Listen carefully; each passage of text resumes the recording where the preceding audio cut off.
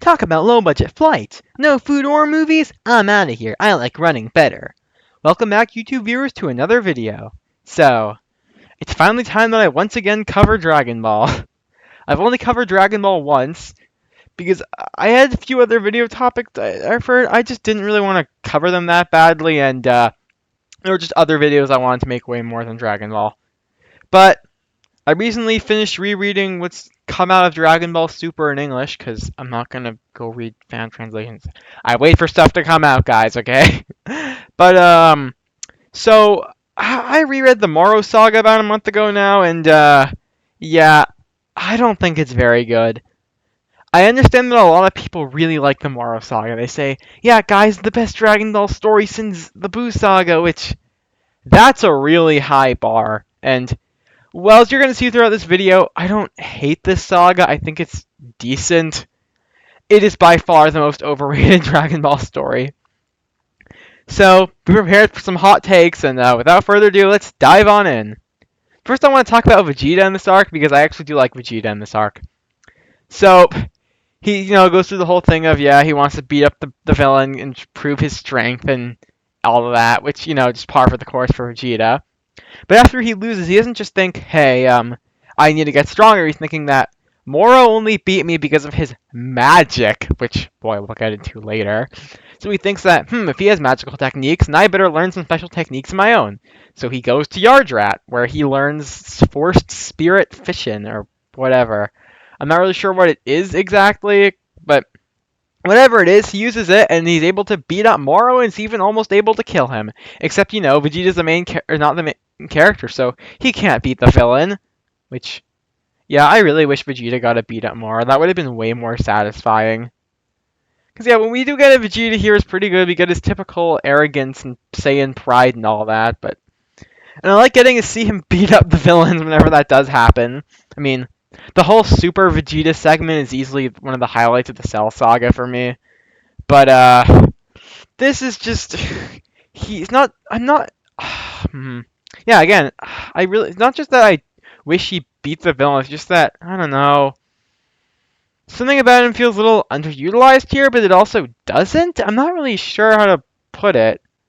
Maybe I want to say more things about Vegeta in this saga. It's just, there isn't enough here to say. Well, except for, I'm reading the manga as it comes out in volumes, so... In the last one that released, Vegeta, which was in an adaptation of the superhero movie, he's saying how, the reason he's saying Kakarot, the reason we've lost to our opponents isn't because they were stronger than us. It's even though they were, it's because they had a better handling of their powers. So the real thing you need to learn is not to get stronger, but to be able to control your chi and all that, which is something that is actually tied into the Granola Saga. And it comes from this, which I think is really interesting, and it's nice that we got some stuff for Vegeta from that. I want to talk about Miras, the new character of this story. Oh boy. So, Miras starts off pretty interesting, like Vegeta saying, this guy is far from weak. He's actually pretty skilled and all that. He's the leader of the Galactic Patrol, and, well, sort of. And he's after Moro, and then we find out that, how is this guy able to train Goku in how to use Ultra Instinct? Why is he so powerful? Turns out, he's an angel. But he was sent to look around Universe 7, and technically what he's doing isn't violating the rules of being an angel. But if he really just straight up fights someone with his angel powers, he's dead. He's just erased from existence. Which I think was a really interesting idea. And not only after he's able to train Goku to use his Ultra Instinct powers more effectively, in the last resort, he has to fight Moro himself. And doing this is breaking the angel rules, so he's erased from existence. Isn't that sad? Miras is gone. Oh, but guess what? He's not actually gone, because Whis took pity on him, decided, you know what, I'll just bring him back, but as immortal, Which is just so stupid. I mean, look, will Miras show up again? Maybe, but I really doubt he will. And it would have been more impactful if he had just stayed dead. Look, I think we've all had this talk before about how now the Dragon Balls can resurrect someone an infinite amount of times, death doesn't matter anymore in Dragon Ball, which I'd agree with, but this is a time when death actually did matter for a character. But no, they just couldn't commit to killing off Miras, so he's still alive. Why? Goku in this saga is both just the way you'd want him to be and also incredibly stupid at the same time. So he spends most of this saga just being Goku. I don't really have to elaborate on that. It's kind of hard to elaborate on what that even is, but what I want to talk about is the thing I really like about him in this saga and the scene I absolutely hate. So for start with the things I like his training in Ultra Instinct. Use it more as a technique and not a transformation, even though, guys, it looks like a transformation. This gets expanded on a lot in the Granola Saga, which I really liked, but here it's still pretty good. So yeah, as I mentioned before, Mirrors trains him in the art of Ultra Instinct, since, Mirrors is an angel, secretly. So that's pretty interesting. I always like training arcs for Goku, stuff like in the Cell Saga, when he trains the Room of Spirit and Time with Gohan, and tries to use, kind of like that, where he was learning to perfect Super Saiyan, it's just his natural state of being. So this is Ultra Instinct. He says how to manage it more effectively with his power and all that. Pretty good stuff for him. But the scene I hate is when he has Moro beaten down. He has him crushed under a rock, I think. He is about to win. He asks, hey, Jacko, Moro was sentenced to death, right? He said, yeah, except no one can actually kill him, so we just left him in prison forever. So what does Goku decide to do? He doesn't say, okay, I'm going to kill Moro now, this guy who destroyed hundreds of, probably thousands of planets, who's murdered billions of people. No. Instead he says, hey Moro, if you promise to go back to jail and never try to break out again, I'll give you a Senzu bean. And he says, okay, and then Goku just gives it to him. And then guess what happens next? Moro decides to just cause more chaos and destruction. Because what did Goku think was going to happen? The times Goku gave Piccolo and Cell Senzu beans made sense. For Piccolo, it was he knew that if Piccolo dies, then Kami would die too, and the Dragon Balls would disappear. And Kami actually knew this because he wanted Goku to kill him so that he could take his place as Kami. But Goku didn't want to be the Guardian of Earth, so he just left Piccolo alive and ended up working out really well in the long term. During the Cell Saga, after his fight with Cell, he says, hey Cell, it's a Senzu bean, eat it! It's only fair if Gohan fights, if he gets to fight Gohan at full strength, don't you think? It's just... And everyone says, what, do you hear yourself talk? And guess what happens next? Cell powers up, pummels everyone. I go, Goku's saying, but come on guys, it's part of my plan. Gohan will unleash his rage and I'll have so much power, I'll be able to kill Cell, which, yeah, that's what happens. But as Piccolo asks him, in Kai, this great plan of yours, does Gohan even know what it is? He's in greater agony than he has ever known. Now he's not angry. He's just wondering why his father is letting him get beaten up by a monster like Cell. Yeah, giving Cell a Senzu Bean was about the worst thing he possibly could have done in that moment. So when he is faced with this exact same situation again, against a guy who is probably even worse than Cell, he just does it instantly. Why? It's just so stupid! Moro. Moro is the reason why I wanted to make this video, but I didn't have enough to say about him to make it just about Moro. Here's my rant. Moro is the worst main villain in Dragon Ball history. Let's go over the main villains, shall we? Pilaf, well, I don't know if it's really good to cover characters like him in the Red Ribbon Army because they're not necessarily the kinds of villain that Moro is. When we think of Dragon Ball villains, it all starts with King Piccolo, so let's start off with him. King Piccolo began the Dragon Ball villain. You know, the big conqueror guy who transforms, well, sort of in King Piccolo's case, is after domination, maybe even wants to wish off him the Dragon Balls, all that stuff. And King Piccolo definitely isn't the best Dragon Ball villain by any means, but he's pretty good. I mean, his minions ended up killing off main characters for the first time in the series. He kills off some main characters. He blows up multiple cities and is going to rule the world and all that. It's really epic stuff. Piccolo Jr. or just regular Piccolo. That's one of the best fights in all of Dragon Ball. Whenever I reread it, I'm always shocked because there's always something about the fight I didn't remember. Just when you think it couldn't get crazier, it gets crazier. Like, I remember Piccolo grows into a giant to fight Goku, and then Goku's able to put up a good fight, though, and he says, but then Piccolo says, what, you think I could only grow as large as this? And then he gets even bigger! Goku does a Kamehameha with his feet to defeat him, and ends up learning to fly so we can finish him with off that final blow. It's epic stuff. It continuously gets you excited. The Saiyans? The Saiyans are just on a whole nother level. I mean, remember, it's always interesting to see how it took Goku and Piccolo, who were great arch rivals, to defeat Raditz, and even then it involves Goku's death. And then he says, well, my two Saiyan partners are even stronger than I am. Nappa is a beast who looks like the Hulk, who is able to obliterate basically everyone. And then Goku shows up and pummels him. But then Vegeta, who is super tiny, is able to instantly kill Nappa. He says, I have no use for a Saiyan that can't move. And then, yeah, Vegeta just... he beats Goku, technically. If not for all his friends, Vegeta would have won. Frieza, who I need to make a whole video on sometime, he is basically unstoppable. The most invincible villain I have ever seen. No matter how many power-ups our heroes get, Frieza still has another one above them. And especially if you watch it, I read the manga primarily, but I also have watched Kai. If you watch in Kai, it's this chilling rock song that plays in certain parts. It's Frieza's theme. It really sells the terror that is Frieza, the Emperor of the universe. And even when Goku has his Kaioken times 20 in Spirit Bomb, it still does basically nothing. It involves the first ever Super Saiyan transformation to beat Frieza. And what's interesting about Frieza is that he's not just a world-dominating villain, he's also just a bigot, I guess. The whole Saiyan monkeys, Namekian dust mites, Earthling brat, all that stuff, the way he talks. He enslaves the Saiyans and then just kills them.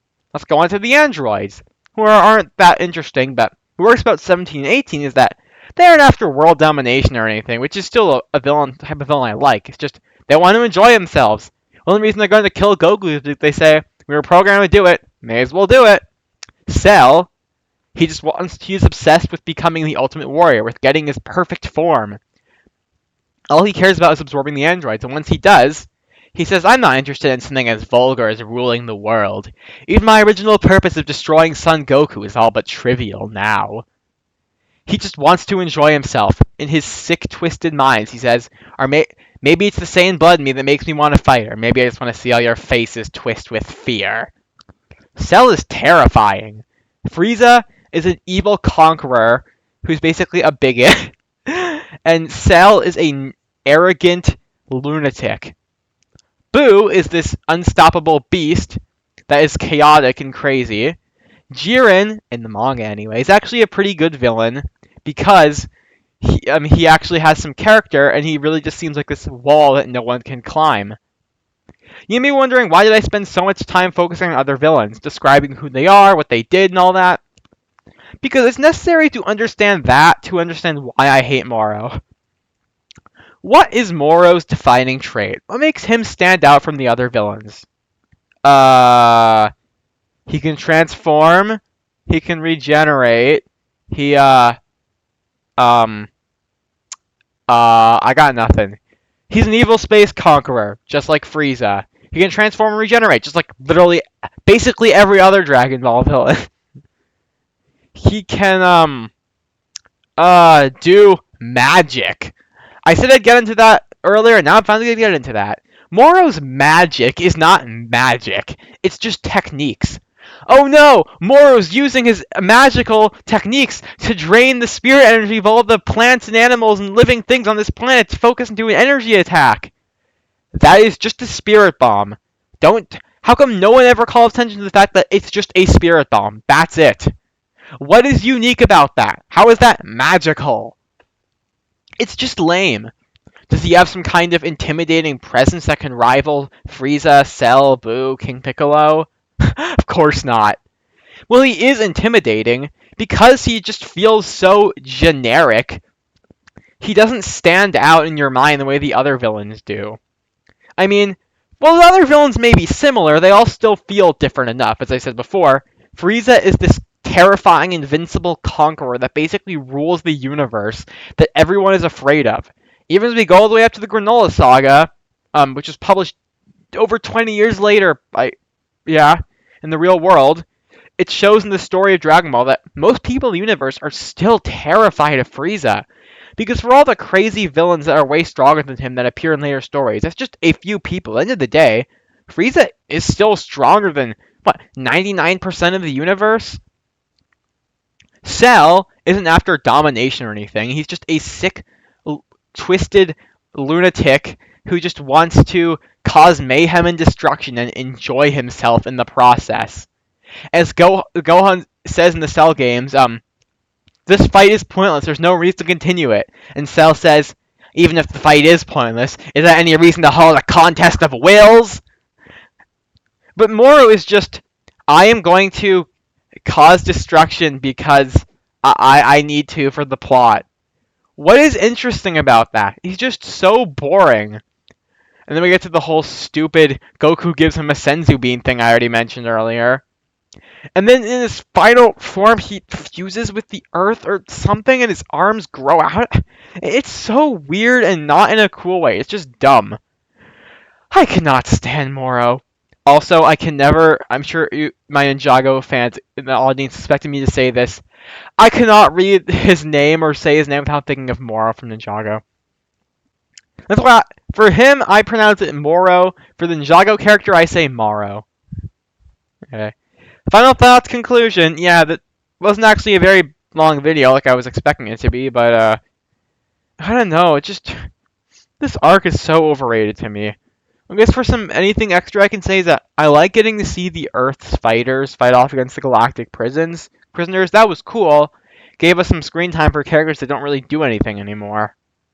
I appreciated seeing that. I like some of the world building we get, or I always like the scene where Vegeta fights this alien, a guy, and he says, "Oh, you see, I mean, you can expect I could transform." And he's clearly supposed to be a member of Zarbon's species because he looks like some kind of weird alligator thing. And Vegeta says, "Oh, I've encountered your kind before. You're no threat to me." That's a good scene. Oh yeah, as I mentioned before, I like Vegeta going to train up with the Ardradians, like Goku's training arc. Uh, I like getting to see the return to Namek, although it feels a little too similar to the Frieza saga with the whole, oh no, this evil ancient warlord villain is going to Namek to collect the Dragon Balls. Sure, he wants something completely different, but it still just doesn't feel unique enough. I mean, I do like something else I could have mentioned with Vegeta, which I should have earlier. I liked another part of his character here, which is him trying to make up for having wiped out an entire Namekian village in the Frieza saga way back then. That's some nice character work for him. Again, why couldn't Vegeta have killed Moro? That would have felt way more impactful and way more satisfying than just Goku beats the main villain again. It's not like I have an issue with Goku almost always being the main villain. He's the main character. But the reason it works in those other stories is because it's built up to. King Piccolo, it's the first time he beats one of those, the type of Dragon Ball villain. Piccolo Jr., it's supposed to be this epic finale, so yeah, it works. The Saiyan Saga, it's a team-up effort. Frieza, it's the final member of the Saiyan race, fighting against the monster that enslaved and tried to wipe out his entire species. And combined with all the other stuff that happens in the Frieza Saga, it's thematically rich, and it's super exciting. The Cell Saga, it's not Goku, it's Gohan. But that was earned, because, as we see, Goku knew he couldn't beat Cell. Someone else needed to do it.